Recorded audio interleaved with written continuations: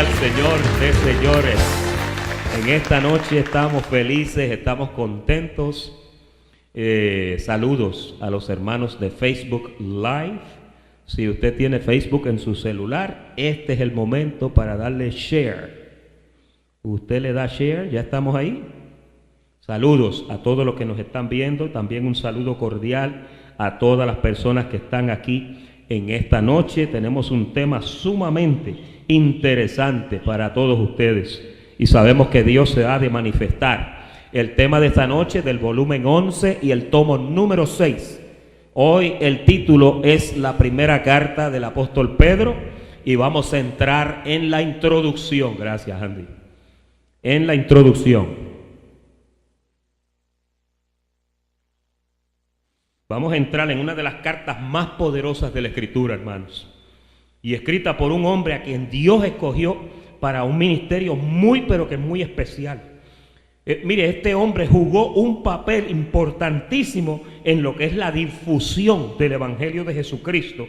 Y al leer estas dos misivas o estas dos cartas, usted y yo nos vamos a dar cuenta que definitivamente la experiencia tan profunda que tuvo este hombre con el Rey de Reyes y con el Señor de Señores, nuestro Salvador Jesucristo, también vamos a ver muchos ángulos de su percepción en cuanto a la vida del Espíritu. A medida que vamos estudiando esta carta, en lo que usted ve escrito está evidenciada la profundidad de conocimiento que este hombre de Dios había adquirido.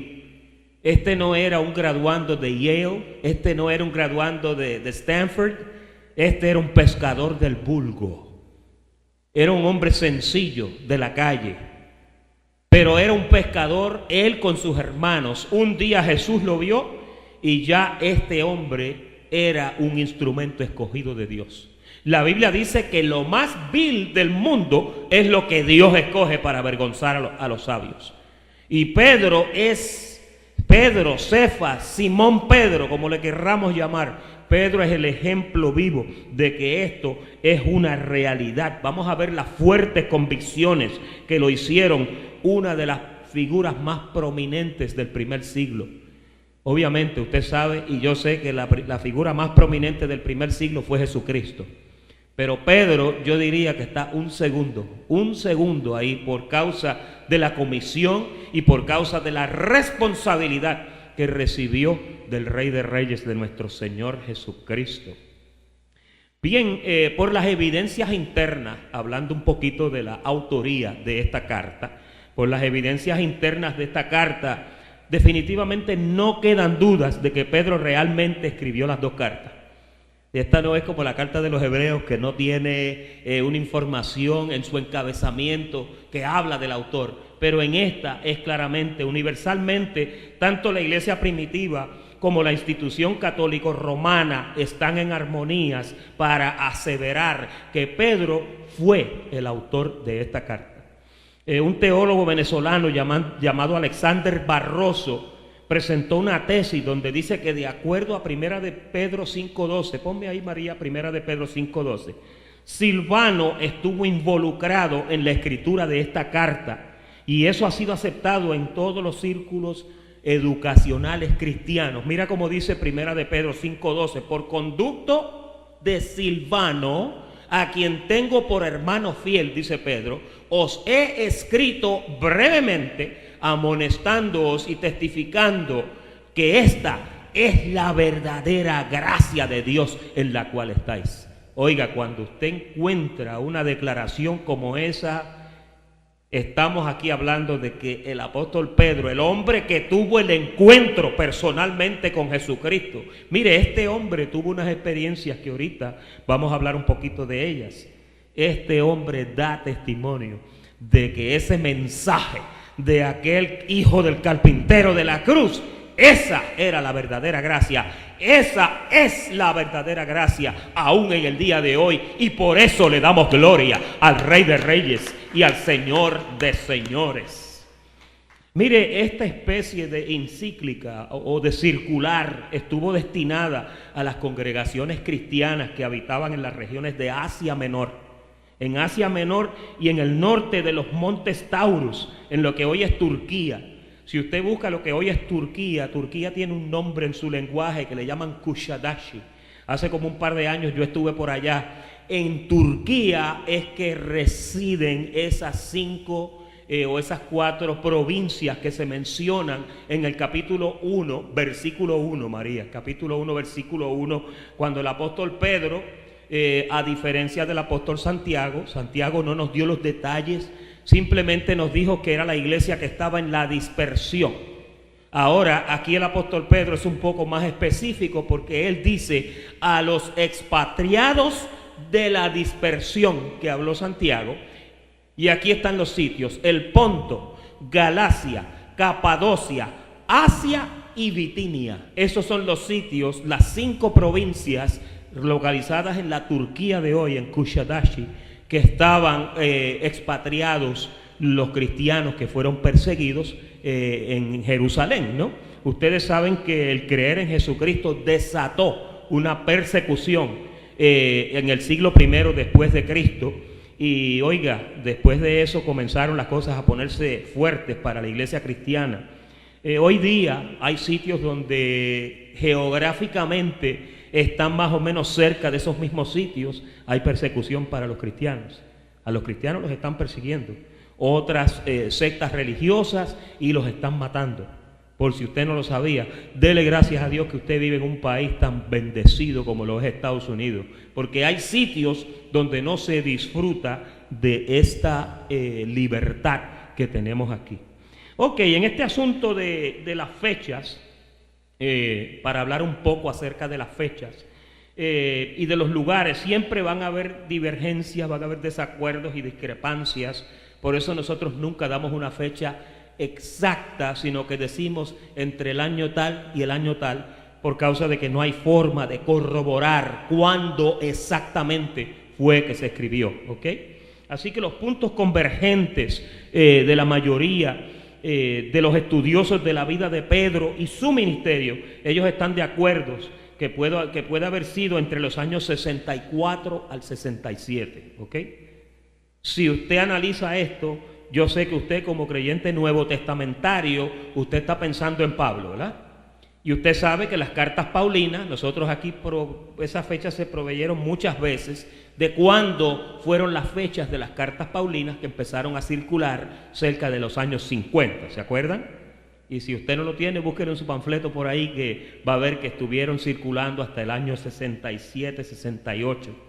Se cree que Pablo fue muerto en el 68, ¿verdad? Ahora, otros sitúan estas fechas en el 63 al 65, durante el reinado de Nerón, quien arreció y redobló la persecución de los cristianos que había comenzado meses después de la resurrección de Jesús. Ahí fue donde la cosa se puso fea para los creyentes, porque ellos creían. Y ellos creían que Jesucristo resucitó. Y ese es un mensaje, ese mensaje de la cruz molesta a mucha gente. El mensaje de la resurrección. El lugar de donde esta carta fue escrita, ¿ok? Se cree en un consenso general que fue escrita desde Babilonia, lo que hoy es conocido geográficamente como Irak, ¿ok? La República Islámica de Irak, de allí. Eso usted lo ve evidenciado en Primera de Pedro también, cuando dice que fue de Babilonia, ¿ok? Desde Babilonia, al final cuando él se despide en la carta dice: los de Babilonia os saludan. Y entonces ahí los de Irak. Así que por allá, por Irak, imagínense, se mete Pedro a Irak en este tiempo. Usted puede imaginarse lo que puede pasar. Pero Pedro ahí era donde había sido dispersado o expatriado. Vamos a verlo. María, ponlo ahí, Primera de Pedro capítulo 5, versículo 13, por causa de los estudiosos que quieren apuntar las fechas. Ahí en su panfleto, en la parte de atrás, hay una sección que dice notas, ahí usted lo puede apuntar. Mírelo ahí. La iglesia que está en Babilonia, elegida juntamente con vosotros, y Marcos, mi hijo, os saluda. Ese es el verso, ¿verdad?, clave, donde vemos que definitivamente el destinatario, el autor estaba presente en esa región. Sin embargo, hay otros estudiosos que ubican el lugar de la escritura en un lugar de Egipto llamado también Babilonia, que era un bastión de los ejércitos romanos para ese tiempo. Y otros eruditos también dicen que Pedro escribió desde Roma, en donde de acuerdo a la historia, él fue martirizado, ¿ok? Y muerto quizá durante el mandato de Nerón. Fíjese qué interesante que Nerón es el que le da muerte a Pedro y Nerón es el que le da muerte a Pablo y también a muchos de los otros discípulos. Por si usted no lo sabía, una vez Jesús, hablando de la copa, los discípulos dijeron: y nosotros no podemos tomar de la copa que tú tomas. Y él dijo: oh sí, de la copa que yo tomo ustedes van a tomar. Y la copa que estaba hablando era la copa del sufrimiento, la copa de la persecución, la copa de una muerte desastrosa. Y eso fue lo que finalizó la vida de los apóstoles de Jesucristo.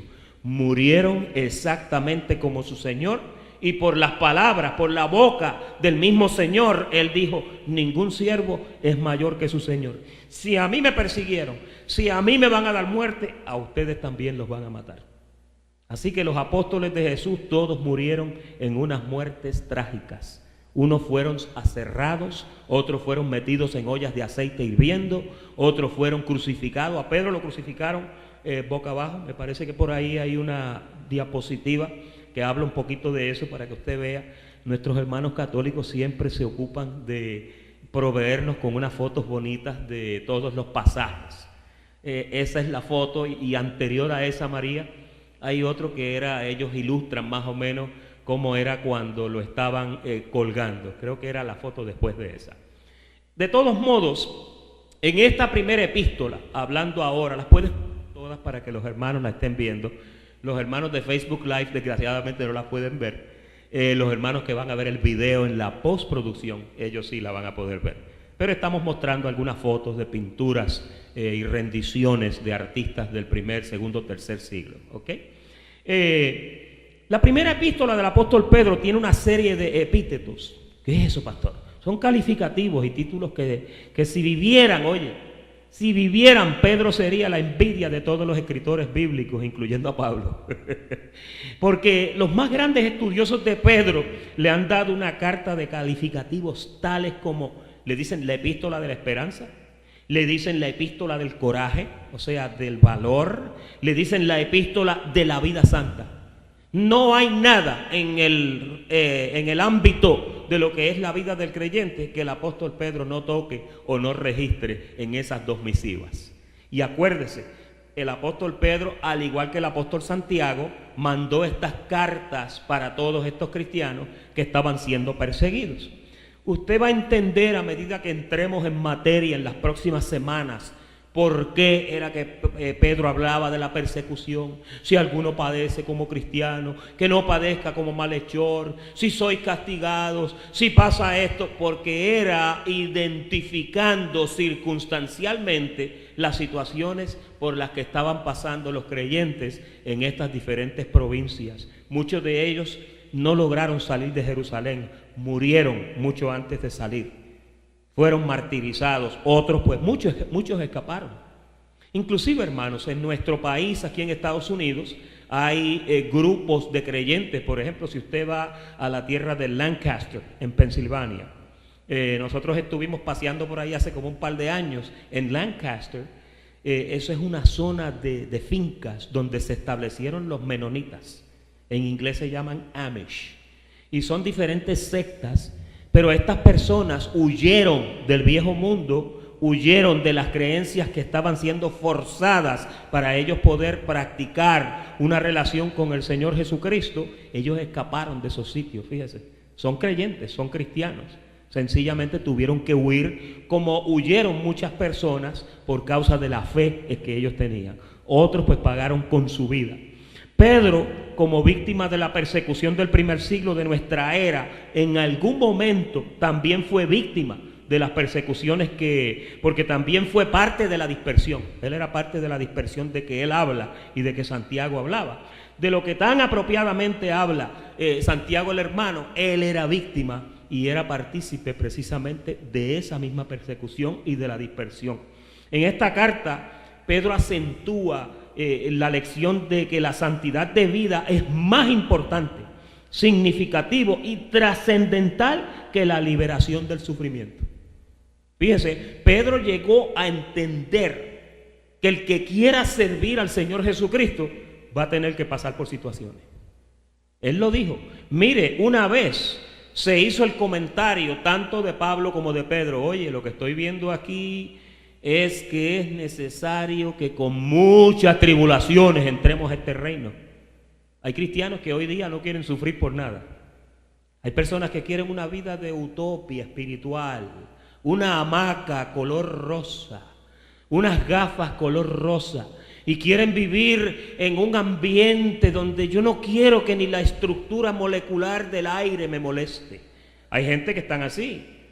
Si usted le sirve a Jesucristo, a usted lo van a perseguir, a usted lo van a probar, porque tu fe tiene que ser probada. La fe que tú profesas, la vida que tú tienes, definitivamente tiene que ser probada y puesta a prueba, a ver si verdaderamente lo que tú profesas es lo que tú crees y es lo que tú vives. ¿Cuántos están dispuestos a pagar ese precio? Es importante. Llegará el momento cuando tengas la oportunidad para negar o para decir que eres de Jesús. Y Dios quiera que cuando llegue esa oportunidad tú digas: no vayas a hacer lo que hizo el apóstol Pedro. Ah, no, yo no le conozco. Porque eso a él le costó caro, ¿viste? Le costó bien caro y lloró amargamente. Y ya vamos a entrar en algunas cositas de esas. Ahora, por la persecución que se estaba sufriendo, no solamente los israelitas, sino todas las razas bajo la tierra por causa de la palabra y la doctrina de Jesús, Pedro predominantemente habla de que los verdaderos hijos de Dios estarán sujetos a padecimientos inmerecidos. No únicamente persecuciones como lo de aquellos hermanos que sufrieron a manos de los romanos y de los judíos religiosos, sino eventualidades que pueda pasar en este mero siglo XXI. Vamos a ver esas cosas, hermano. Usted sabe una cosa: el padre Sigfredo en el año 1967-68 escribió un libro titulado Mi iglesia duerme. Y en aquel tiempo se pensaba que la iglesia estaba durmiendo, y posiblemente estaba durmiendo. Pero en el siglo XXI, en el año 2017, la iglesia está espencada durmiendo. La gente ya no quiere venir a la iglesia. La gente ya no tiene tiempo para el evangelio, no tienen tiempo para evangelizar, no hay tiempo para nada, porque nos hemos incorporado a una forma de vida donde las 24 horas no nos dan para hacer todas las cosas triviales e insignificantes que nosotros empleamos para nuestra vida. No hay tiempo para servir al Señor, no hay quien busque a Dios, no hay quien haga lo bueno, estamos en lo mismo. Y yo soy de los partidarios, aunque usted no quiera ser amigo mío, de que para que esto se arregle, definitivamente se tiene que desatar una buena persecución. Para que, mira, llegue que tú tengas que decidir entre el oro y la plata o entre Jesucristo en tu vida. Hay un profeta que dijo que llegará un tiempo cuando el oro y el dinero estará tirado por las calles. Hay uno que dijo: pues me avisan cuándo es, porque yo voy a llevar 4 cajones para llenarlos bien llenos. Hermanos, ¿ustedes sabían que estamos viviendo en unos tiempos bien complicados? Pastor, ¿y usted es un profeta de...? No, es que es la verdad. Los países están experimentando unas situaciones bien complicadas. Y nuestro sistema económico y nuestro sistema social está ahora gobernado por una unicidad, donde si una cosa se afecta allí, todo lo demás es una cadena, se afecta también. Fíjese. Bueno, se están extinguiendo las abejas, se están extinguiendo las razas animales, se está acabando todo. Dicen que en 50 años más no sabemos cómo va a estar este planeta. Y a veces yo pienso y digo: wow, ¿no será que el Señor te quiere llamar la atención y te está tocando? Oye, I'm here. ¿Qué te pasa que no me buscas? ¿Qué te pasa que no me procuras? ¿Qué pasa que la iglesia para ti es simplemente algo de, pues si tengo el tiempo, si me sobra? Y desgraciadamente tengo que decirlo porque es así. ¿Cuántos están de acuerdo con eso? ¿Verdad que es verdad? Estamos muy ocupados. Me salí un poquito ahí. Pedro también les recuerda que el objeto de todo creyente es imitar a Jesús en lo referente a la santidad. Hay gente que leen a Pedro y piensa: busque las cualidades que tenía Jesús en cuanto a la vida. ¿Sabes una cosa? Cuando tú vives tu vida como Jesús, las cosas te van mejor. Todo te obra para bien. Qué lindo lo pone Pablo en Romanos 8 cuando dice, todo obra para bien de los que aman al Señor. Pero para eso tienes que amarlo. Las cosas no te van a obrar para bien si Jesús está en la última tablilla cogiendo polvorín con la Biblia. No, Jesús tiene que ser una prioridad en tu vida, donde para todo tú lo consultas. Por eso aquí en la sección de oración hoy estábamos haciendo hincapié en la familia, en los negocios, en la iglesia, en los ministros, en la dirección del ministerio. Todo eso es importante. Si no lo hacemos, estamos perdiendo el tiempo. Y no podemos comenzar a hablar de lleno esta primera epístola sin antes conocer el trasfondo de la vida de Pedro. No hay un personaje bíblico, hermano, fuera de Jesús que tenga tanta historia como el apóstol Pedro. La palabra más utilizada por Jesús para hacer un llamado a sus apóstoles fue, sígueme. ¿Se acuerdan que él pasaba por la playa, vio a Pedro y a Andrés? Hey, sígueme. Ese era el llamado. Y ellos, a mí me encanta el de Mateo. Mateo andaba, él trabajaba para el IRS. Y el Señor pasó por el lado de Mateo y le dijo, sígueme. Y Mateo, oye, la Biblia dice que apagó la computadora, cerró todo y ¡bum!, se fue y lo siguió. Un llamado tremendo. Dice que se levantó y se fue. Y el jefe a lo mejor como loco buscando, ¿dónde está Mateo? Se fue con Jesús. Fíjate. Ahí vamos a ver que esa palabra la utilizó con todos los discípulos y apóstoles al comienzo de sus ministerios. Pero nos llama poderosamente la atención que a Pedro no se le dijo al principio de su ministerio, sino después que hubo resucitado. Porque Pedro fue un individuo que tuvo muchas situaciones en su vida personal. Y aunque Jesús estableció una relación estrecha con él, bien estrecha, mire, Dios hizo cosas con Pedro que no las hizo con ningún otro. Cuando Pedro interaccionaba con el Señor, hubo un pastor que ya él murió, que él decía que Pedro era la voz cantante de los apóstoles. Y eso es una verdad. El que hablaba y representaba al apostolado de Jesús era Pedro. Pedro era el hombre que significaba todo eso. Simón era el nombre judío de Pedro. Era una persona con un temperamento colérico, combinado con un genio sanguíneo. Era una pura pólvora forrado de fósforo. A Pedro tú lo tocabas por donde no era y ya tenías un fuego encima de ti. Pregúntele a Marco, si usted no me cree. Pregúntele a Marco que perdió la oreja por él. Esa es la combinación más explosiva y peligrosa que hay en el temperamento de una persona. Sanguíneo, oye. Pedro era un hombre del vulgo, no tenía educación escolar, pero a la vez era un triunfador en la vida. No era un simple pescador. Al igual que hoy hay personas, cualquier persona que no tiene barcos de pesca y personal que maneje ese negocio. Pedro era dueño de barcos pesqueros. Él tenía una empresa. Sencillamente no era un hombre educado, era del vulgo. Pero tenía barcos, tenía pescadores, tenía gente que trabajaba para él. Era pudiente. Posiblemente a la bolsa de la tesorería de Jesús, Pedro le aportaba mucho dinero de sus empresas y de sus negocios. Qué cosa tremenda, ¿verdad?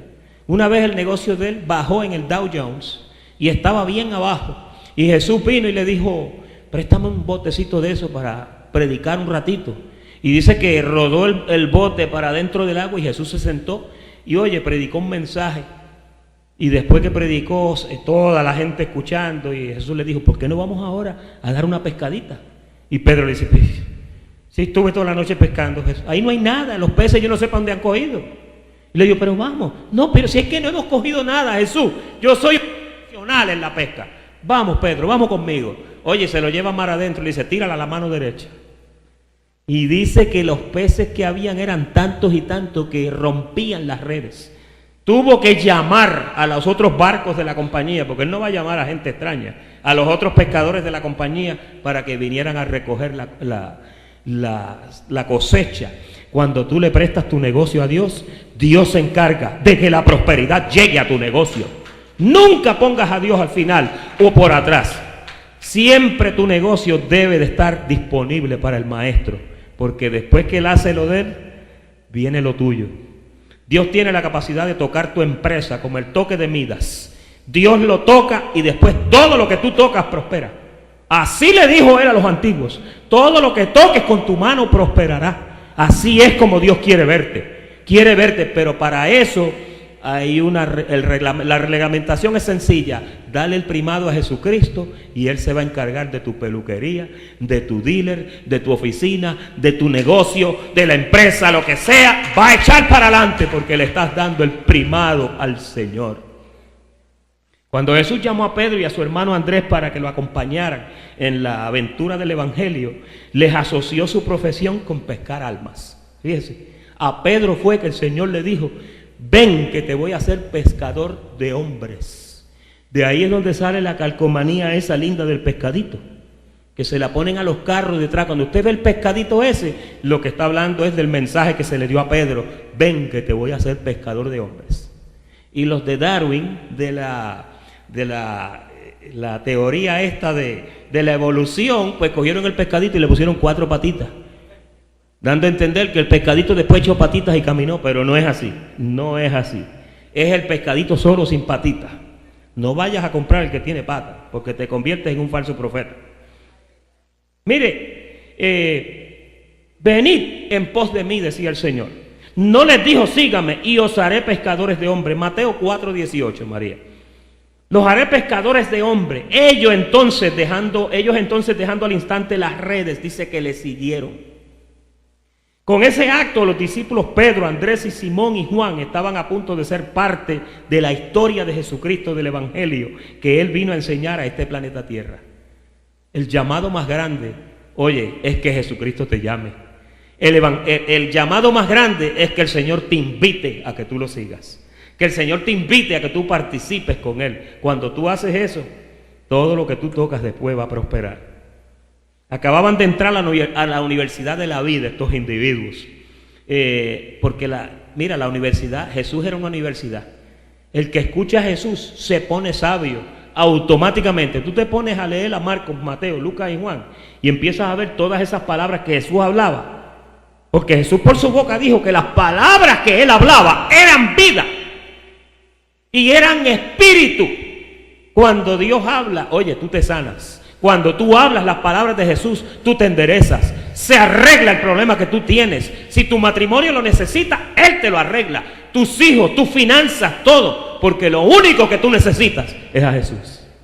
Dígale al que está a su lado: lo único que necesito es Jesús. Amén. No hay evidencia de que Jesús tuviera que reconvenirles ni explicarles sobre el paso que ellos iban a dar. Solamente les dijo: venid en pos de mí. Con eso bastó para convencerles de que valía la pena hacer el cambio. Hay gente que todavía no han entendido eso. Pero cuando tú sigues a Jesucristo, eso es todo lo que tú necesitas. Eso nos enseña que cuando Dios llama, no importa lo que seamos, ni lo que hagamos, ni dónde estemos, ni cómo vivamos, tu clase social no es importante. Tus circunstancias presentes no son importantes, porque el seguir a Jesucristo, como hizo Pedro, es lo más importante que tú puedes hacer en tu vida. El ímpetu, el arrebato, el impulso, el frenesí de Pedro provocó que Jesús le increpara en algunas ocasiones. Y Pedro ofreció proteger a Jesús de que anunciaba de lo que le iba a acontecer cuando Jesús dijo: me va a pasar esto. Oiga, y allí fue que sacó la espada y el pobre Marco le volaron la oreja. Y Jesús le dijo: por favor, mete esa espada en la vaina y no te metas en esto, deja esa vaina. No vayas a hacerme eso. Él no entendía cómo era que Jesús lidiaba con las cosas. Después, poco a poco, lo fue entendiendo yo.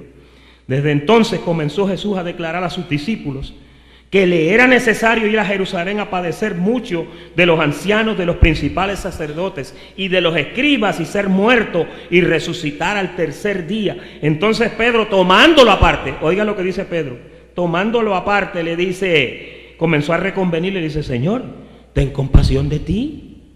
Oye, en ninguna manera esto te acontezca. Pero él, volviéndose, le dijo a Pedro: quítate delante de mí, Satanás. Fíjate que tú puedes tener una relación bien linda con el Señor y de momento dices lo que no, y el Señor te va a decir: quítate de delante de mí, Satanás. Porque ¿qué otra cosa era más importante que morir en la cruz? Si se tronchaba ese plan, se caía todo el plan al piso. Imagínate tú que Jesús hubiera dicho: caramba, Pedro, tú tienes razón. Vamos a extender la compañía tuya de pesca y vamos a dejar esta cuestión. Tú y yo no estuviéramos aquí reinando en vida, ¿verdad que no?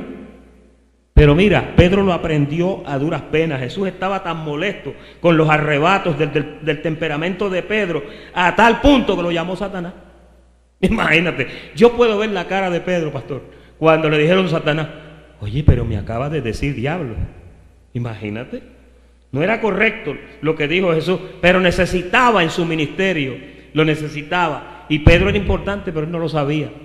No era un buen proceder, pero Jesús lo cubrió. Oye, esto es una tremenda lección para nosotros. Hay veces que quizás tú entras y tropiezas con cosas donde quizás tú piensas y dices, yo creo que el Señor de esta me destituye del llamado. No, tú puedes tropezar, tú puedes caerte. La Biblia dice que el justo caiga las veces que caiga, Dios lo levanta.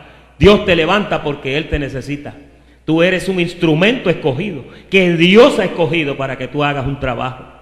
En otra oportunidad, Jesús quiso darles un adelanto de lo que podía llegar a ser el estado espiritual en el que ellos iban a morar. Ponme ya Mateo 17, versículo 1.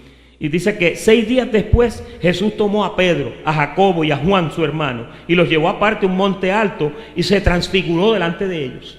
Y resplandeció su rostro como el sol y sus vestidos se hicieron blancos como la luz. Y he aquí, les aparecieron Moisés y Elías hablando con él. Entonces, vuelve Pedro. Pedro rápido salió y dijo, oye, sería bueno para nosotros que estemos aquí. Y si quiere, vamos a hacer aquí 3 enramadas, 3 pabellones.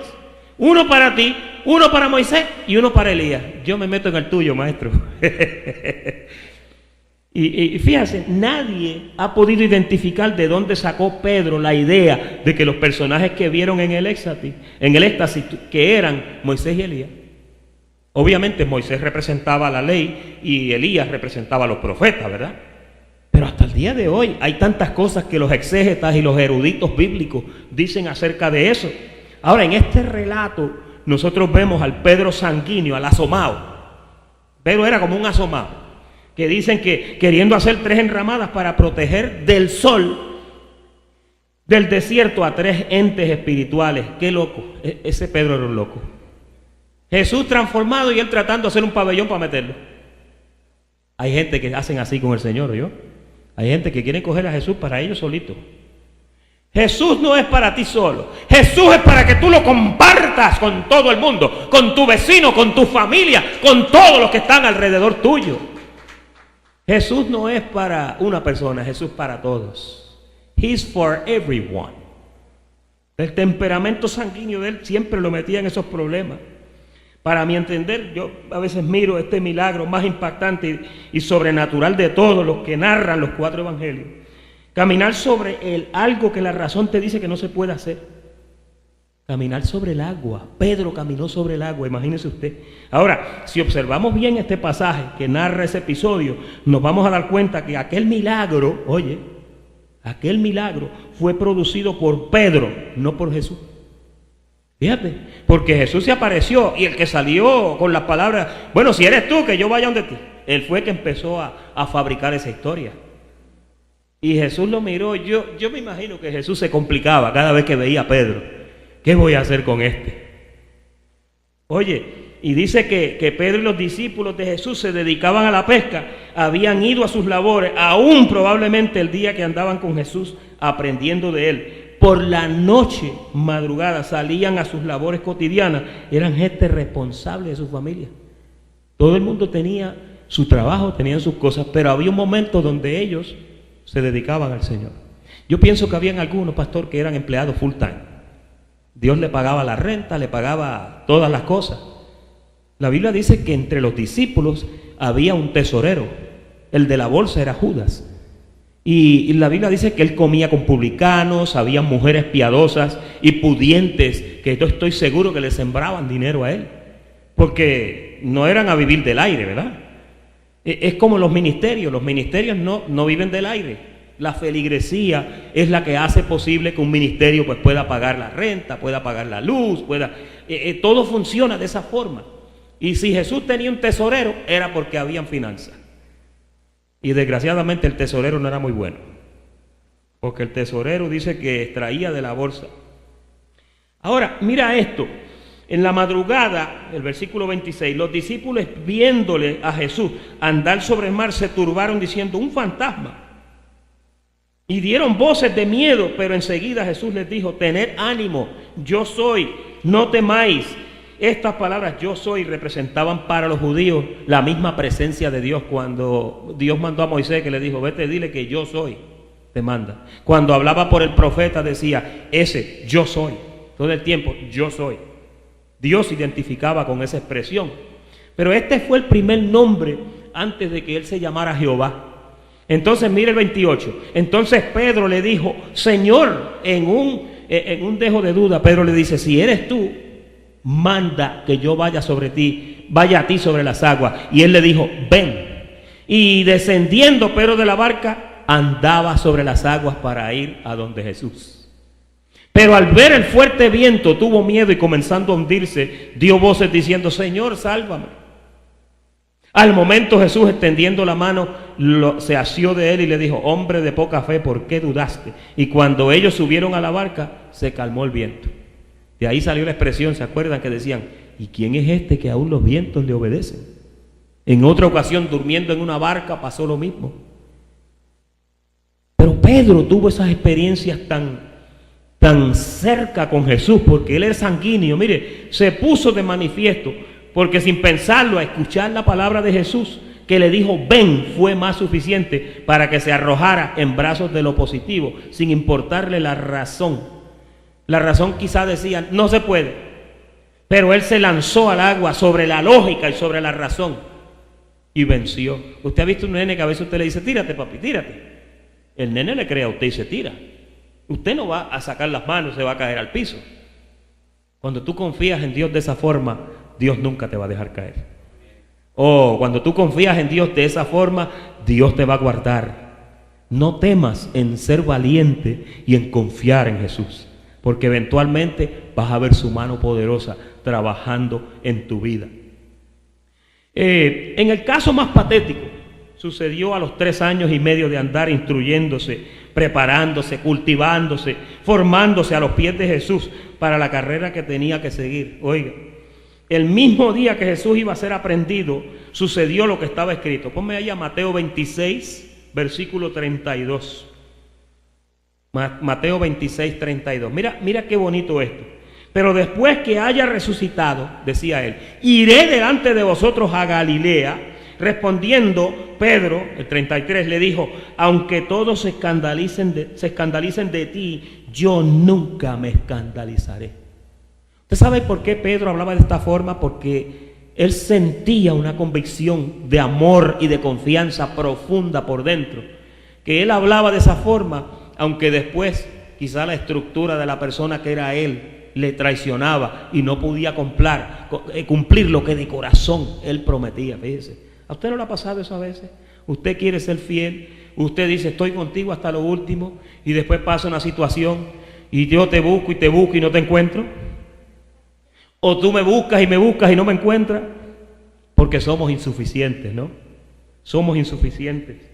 Jesús le dijo, de cierto te digo, verso 34, que esta noche, antes de que el gallo cante, me negarás 3 veces. Y Pedro le dijo, aunque me sea necesario morir contigo, Jesús, no te negaré. Y todos los discípulos también dijeron lo mismo cuando oyeron a Pedro.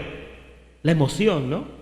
Pero Pedro era un líder al que los discípulos seguían convencidos de estaban como en All State, you're in good hands, estaban en buenas manos.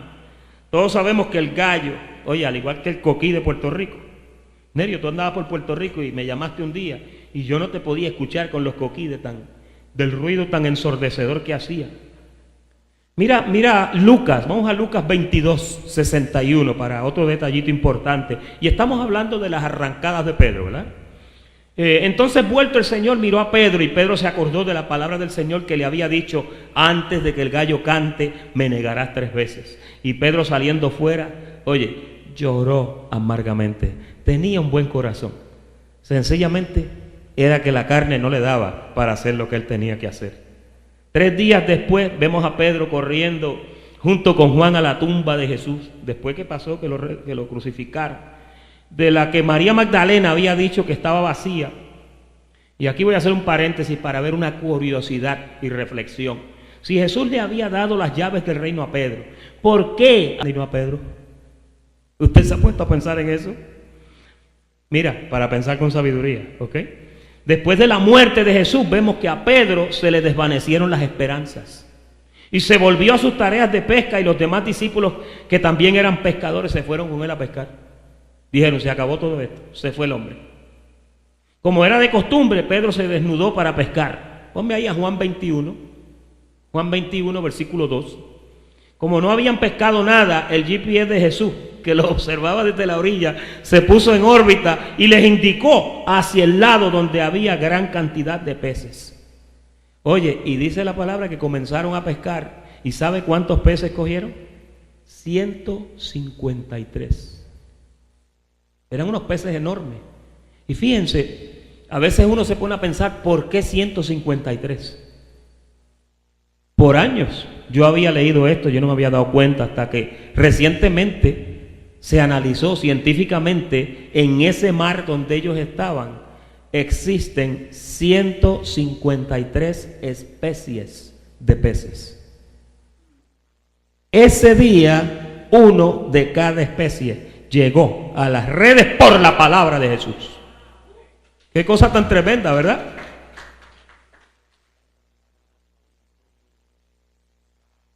Dice que subió, el versículo 11, subió Simón Pedro y sacó la red a tierra llena de grandes peces, y habían 153. Oye, qué tremendo, ¿eh?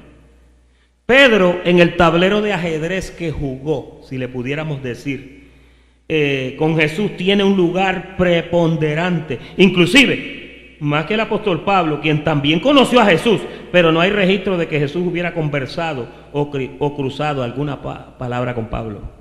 Pero cuando Pablo llegó a la escena, ya Jesús se había ido. Y Pablo, pues obviamente tuvo un éxtasis, ¿no? Pero Pedro tuvo una entrevista personal con el Rey de Reyes. Pastor, ¿y con eso usted quiere decir que Pedro es mejor que Pablo? No, de ninguna manera. Pablo recibió su revelación para nosotros los gentiles. Oye, y lo feliz que nos ha hecho esa palabra. ¿Verdad que nos ha hecho felices? Pero el hombre de las llaves era Pedro. Y la entrevista personal se la dieron a Pedro. Y lo comisionaron y le dijeron, a ti te voy a dar las llaves. Oh, yo soy la roca, Jesús. ¿Sabe que Jesús? Dios dice de la antigüedad que Él es la roca. El salmista decía, roca de mi salvación, cuando se paró frente a Pedro, porque la palabra Pedro, que es Pietros, quiere decir piedra. Mira, tú eres una piedrita, sobre esta piedrota vamos a edificar la iglesia. Cuando tú levantes eso, el fundamento de esa iglesia voy a ser yo. Qué lindo. Y después Pedro nos llama piedras vivas, que lo vamos a ver cuando empecemos en la carta. Pablo dice que la piedra que lo seguía era Cristo. Pablo dice que la piedra, Cristo es la piedra angular. Pablo dice que la piedra, Él es el fundamento. O sea, los dos apóstoles no se contradicen. Él era la piedra donde se edificó la iglesia. Y ya casi estamos terminando. Todas las reformas a través de todos los tiempos hasta el siglo XXI han traído y traen tropiezos, problemas, divisiones, persecuciones, y siempre la rueda de la cabeza de quien inicia una reforma en aquellos días rodó la cabeza de Jesús, que vino a traer una palabra diferente a la de Moisés. Luego rodaron las cabezas de Pedro, de Pablo, de Policarpo y de otros que fueron ejecutados por predicar a Cristo. ¿Se acuerdan a Policarpo? Que le dijeron, ¿lo quieres negar? ¿Lo quieres negar antes de que tumbemos la cabeza? ¿Y qué fue lo que dijo Policarpo? Dijo, si en toda mi vida lo único que me ha hecho es bien, ¿cómo lo voy a negar? Miren, hubieron creyentes que los quemaron, y cuando los quemaban, según iban ardiendo, que todavía tenían vida, decían, ¡victoria! ¡Victoria! Reclamaban, pero no negaron a Jesús. Imagínate tú que nos probaran a nosotros así. Yo creo que con un fósforo lo negamos. Con un fósforo en un dedo yo creo que lo negamos. En fin, esta es una primera parte de lo que estamos hablando acerca de Pedro. Espero que ya más o menos tengan una idea. Este era el personaje obstinado, ligero, asomado, arrebatado, mal pensado, todo lo que usted le quiera decir. pero ese fue el hombre que Dios escogió para darle las llaves de la predicación del Evangelio. Esa es la primera parte de esta introducción de la carta del apóstol Pedro. Muchas gracias por la atención prestada y gracias a nuestros hermanos de Facebook Live en esta noche. Los declaro bendecidos con toda bendición.